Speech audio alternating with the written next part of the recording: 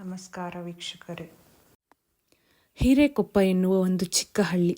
ಆ ಹಳ್ಳಿಯಲ್ಲಿ ಹಗಲು ಶಾಂತವಾದ ವಾತಾವರಣ ಇದ್ದು, ಮಕ್ಕಳು ಆಟ ಆಡೋದು, ರೈತರು ಹೊಲಕ್ಕೆ ಹೋಗೋದು, ಸಂಜೆ ದೇವಸ್ಥಾನದಲ್ಲಿ ಗಂಟೆ ಹೊಡೆದು ಪೂಜೆ ಮಾಡುವುದು ಸಾಮಾನ್ಯವಾಗಿತ್ತು.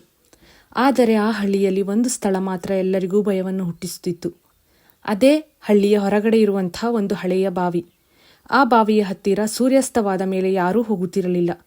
ಆ ಊರಿನ ಹಿರಿಯರು ಹೇಳುವ ಪ್ರಕಾರ ಆ ಬಾವಿಯಲ್ಲಿ ಸೂರ್ಯಾಸ್ತವಾದ ನಂತರ ಯಾರೋ ಅಳುವ ಶಬ್ದ ಕೇಳಿಬರುತ್ತದೆ ಮತ್ತು ಅದು ಯಾಕೆ ಅಂತ ಯಾರಿಗೂ ಸರಿಯಾಗಿ ತಿಳಿದಿರಲಿಲ್ಲ. ಹೀಗಿರುವಾಗ ಆ ಹಳ್ಳಿಯಲ್ಲಿ ರಮೇಶ್ ಎನ್ನುವ 22 ವರ್ಷದ ಹುಡುಗ ಆಗ ತಾನೇ ತನ್ನ ಎಜುಕೇಶನ್ ಮುಗಿಸಿ ಹಳ್ಳಿಗೆ ಬಂದಿರುತ್ತಾನೆ. ಅವನಿಗೆ ಈ ಭೂತ ಪೇತ ಇದರ ಬಗ್ಗೆ ನಂಬಿಕೆ ಇರಲಿಲ್ಲ. ಹೀಗಿರುವಾಗ ಒಂದು ದಿನ ರಾತ್ರಿ ಅವನ ಸ್ನೇಹಿತರೆಲ್ಲ ಕೂತು ಮಾತನಾಡುತ್ತಿದ್ದಾಗ ಹಳೆಯ ಬಾವಿಯ ವಿಷಯ ಬಂತು. ಆತನ ಸ್ನೇಹಿತರೆಲ್ಲ ರಮೇಶನಿಗೆ, ನೀನು ಆ ಬಾವಿಯ ಕಡೆ ರಾತ್ರಿ ಸಮಯದಲ್ಲಿ ಹೋಗಬೇಡ, ಆ ಬಾವಿಯಲ್ಲಿ ಒಂದು ಹೆಂಗಸಿನ ಅಳು ಕೇಳಿಸುತ್ತದೆ ಎಂದು ಎಲ್ಲರೂ ಭಯದಿಂದ ಹೇಳಿದರು. ಆಗ ರಮೇಶನಕ್ಕೂ ಇದೆಲ್ಲ ಒಂದು ಮೂಢನಂಬಿಕೆ, ನಿಮಗೆ ನಂಬಿಕೆ ಇಲ್ಲವೆಂದರೆ ನಾನೇ ನಾಳೆ ರಾತ್ರಿ ಹೋಗುತ್ತೇನೆ ಎಂದನು.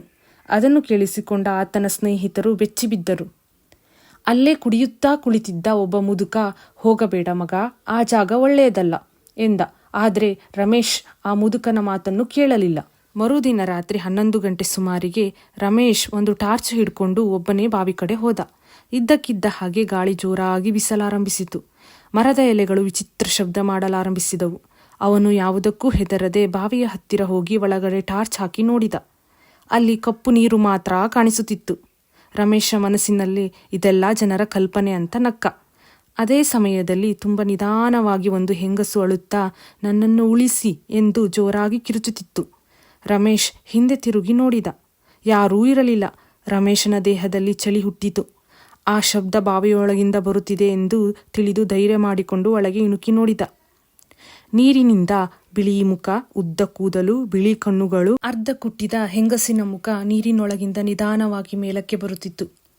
ಅದೇ ಸಮಯದಲ್ಲಿ ರಮೇಶನ ಟಾರ್ಚ್ ಆಫ್ ಆಯಿತು. ಸಂಪೂರ್ಣ ಕತ್ತಲೆ. ಆತನ ಕಿವಿ ಹತ್ತಿರ ಯಾರೋ ಬಂದು, ನೀನು ಯಾಕೆ ಬಂದೆ ಎಂದಂತಾಯಿತು. ರಮೇಶ ಕಿರುಚುತ್ತಾ ಓಡಿದ. ಆ ರಾತ್ರಿ ಅವನು ಮನೆಗೆ ಬಂದು ಜ್ವರದಿಂದ ನಡುಗತೊಡಗಿದ. ಮರುದಿನ ಬೆಳಗ್ಗೆ ಈ ವಿಷಯವನ್ನು ಹಳ್ಳಿಯ ಹಿರಿಯರಿಗೆ ತಿಳಿಸಿದ. ಅಲ್ಲೇ ಇದ್ದ ಒಬ್ಬ ವೃದ್ಧ ಜನರಿಗೆ ಸತ್ಯ ಹೇಳಿದ. 25 ವರ್ಷದ ಹಿಂದೆ ಲಕ್ಷ್ಮಿ ಎನ್ನುವ ಹುಡುಗಿ ಈ ಹಳ್ಳಿಯಲ್ಲಿ ವಾಸವಿದ್ದಳು. ಆಕೆ ತುಂಬಾ ಮೃದು ಸ್ವಭಾವದ ಹುಡುಗಿ. ಅವಳಿಗೆ ಇದೇ ಹಳ್ಳಿಯ ಶಿವಣ್ಣ ಎಂಬುವ ಹುಡುಗನ ಜೊತೆ ಪ್ರೀತಿ ಇತ್ತು. ಈ ವಿಷಯ ಎರಡೂ ಮನೆಯವರಿಗೂ ತಿಳಿಯಿತು. ಜಾತಿ ಬೇರೆ ಬೇರೆ ಎಂಬ ಕಾರಣಕ್ಕೆ ಯಾರೂ ಮದುವೆಗೆ ಒಪ್ಪಲಿಲ್ಲ. ಹೀಗಿರುವಾಗ ಒಂದು ದಿನ ಲಕ್ಷ್ಮಿ ಅಚಾನಕ್ಕಾಗಿ ಕಾಣೆಯಾಗುತ್ತಾಳೆ. ಎಲ್ಲರೂ ಆಕೆ ಓಡಿ ಹೋಗಿರಬೇಕೆಂದುಕೊಂಡರು. ಆದರೆ ಸತ್ಯ ಏನೆಂದರೆ ಶಿವಣ್ಣನ ಕುಟುಂಬದವರು ರಾತ್ರಿ ಅವಳನ್ನು ಕೊಂದು ಆ ಬಾವಿಗೆ ಎಸೆದಿದ್ದರು. ಈ ವಿಷಯ ಯಾರಿಗೂ ತಿಳಿಯಲಿಲ್ಲ. ಆದರೆ ಆ ದಿನದಿಂದ ಆ ಬಾವಿಯ ಹತ್ತಿರ ವಿಚಿತ್ರ ಘಟನೆಗಳು ಶುರುವಾದವು. ರಾತ್ರಿ ಹೊತ್ತಲ್ಲಿ ಹೆಂಗಸು ಅಳುವುದು, ಬಾವಿಯೊಳಗಿಂದ ನನ್ನನ್ನು ಉಳಿಸಿ ಎನ್ನುವ ಧ್ವನಿ ಬರುವುದು ಶುರುವಾಯಿತು. ಹಿರಿಯರು ಹೇಳುವ ಪ್ರಕಾರ ಅವಳ ಆತ್ಮಕ್ಕೆ ಇನ್ನೂ ಶಾಂತಿ ಸಿಕ್ಕಿಲ್ಲ. ಇದನ್ನು ಕೇಳಿಸಿಕೊಂಡ ರಮೇಶನಿಗೆ ರಾತ್ರಿ ನಿದ್ರೆ ಬರಲಿಲ್ಲ. ಅವನಿಗೆ ಒಂದೇ ಪ್ರಶ್ನೆ ಪದೇ ಪದೇ ಕಾಡುತ್ತಿತ್ತು, ನಿಜವಾಗಿಯೂ ಆತ್ಮ ಇದೆಯಾ ಎಂದು. ಆ ರಾತ್ರಿ ಮತ್ತೆ ರಮೇಶ ಬಾವಿಯ ಕಡೆ ಹೊರಟ. ಅವನು ಬಾವಿಯ ಹತ್ತಿರ ಹೋದ ತಕ್ಷಣ ಹಠಾತ್ ಗಾಳಿ ಬರುವುದು ನಿಂತು ಹೋಯಿತು. ಚಪ್ಪಲಿ ಎಳೆದುಕೊಂಡು ನಡೆಯೋ ಶಬ್ದ ಕೇಳಿಸತೊಡಗಿತು. ರಮೇಶ್ ಹಿಂದೆ ತಿರುಗಿ ನೋಡಿದ. ಅಲ್ಲಿ ಯಾರೂ ಇರಲಿಲ್ಲ. ಆದರೆ ನೆಲದಲ್ಲಿ ಒದ್ದೆಯಾದ ಹೆಜ್ಜೆ ಗುರುತುಗಳು ಮಾತ್ರ ಕಾಣಿಸುತ್ತಿದ್ದವು. ಅವು ನೇರವಾಗಿ ಬಾವಿ ಕಡೆ ಹೋಗುತ್ತಿದ್ದವು. ಅದೇ ಸಮಯದಲ್ಲಿ ಯಾರೋ ಅವನ ಕಾಲು ಹಿಡಿದ ಅನುಭವವಾಯಿತು. ಅವನು ಕೆಳಗೆ ನೋಡಿದ. ಬಾವಿಯೊಳಗಿಂದ ಒದ್ದೆಯಾದ ಕೈ ಅವನ ಕಾಲು ಎಳೆಯುತ್ತಿತ್ತು. ನನ್ನನ್ನು ಬಿಟ್ಟು ಹೋಗಬೇಡ ಎನ್ನುತ್ತಿತ್ತು. ರಮೇಶ್ ಅಲ್ಲಿಂದ ಹೇಗೋ ತಪ್ಪಿಸಿಕೊಂಡು ಓಡಿದ. ಮರುದಿನ ರಮೇಶ್ ಬದಲಾಗಿ ಬಿಟ್ಟ. ಅವನು ಸರಿಯಾಗಿ ಯಾರೊಂದಿಗೂ ಮಾತನಾಡುತ್ತಿರಲಿಲ್ಲ. ಅವನು ಕಣ್ಣು ಮುಚ್ಚಿಕೊಂಡು, ಅವಳು ಕರಿತಾ ಇದ್ದಾಳೆ, ಬಾವಿಗೆ ಬರುವಂತೆ ಹೇಳುತ್ತಾ ಇದ್ದಾಳೆ ಎಂದು ಹೇಳುತ್ತಿದ್ದ.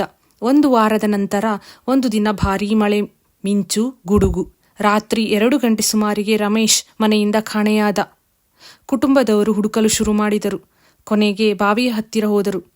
ಅಲ್ಲಿ ರಮೇಶ್ ಬಾವಿಯ ಅಂಚಿನಲ್ಲಿ ನಿಂತು ಯಾರೊಂದಿಗೋ ಮಾತನಾಡುತ್ತಿದ್ದ. ನಾನು ಬಂದಿದ್ದೀನಿ, ನನ್ನನ್ನು ಬಿಡು ಎನ್ನುತ್ತಿದ್ದ.